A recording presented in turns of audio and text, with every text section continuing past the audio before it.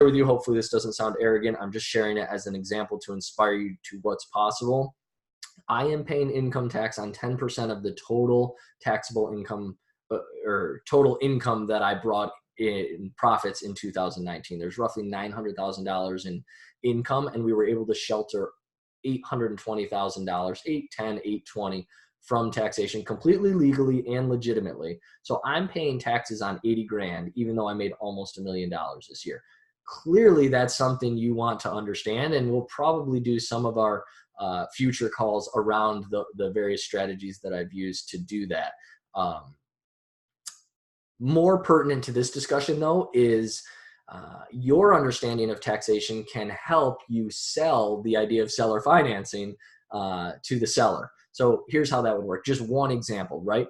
There's let's say, for example, the seller's going to make $1 million on a sale of a property. If you pay them $1 million, they're going to pay a boatload of taxes. Just one example, one of those taxes is called the NIT tax, N-I-I-T. It represents 3.8% on every dollar over $250,000. It's also called the Obamacare tax. So if you make more than 250 grand, every dollar above 250 up to the million the seller's making is going to be a 4% tax. So whatever that number is, it's got to be $30,000 roughly on the 750 in extra income above his initial 250. He's going to pay 40 grand in taxes this year, and he's never going to get it back.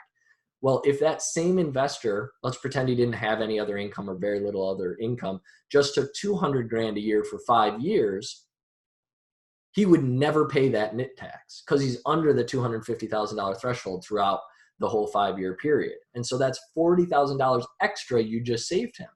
That's significant, right? And if you can help them understand those kinds of things, and that's just one example, there are other examples that come into play, right? Your overall tax brackets, other tax benefits that you phase out of. Some of them don't phase out until 400K or above, but all of these things, the more you understand about them, the better an investor you're going to be. So that was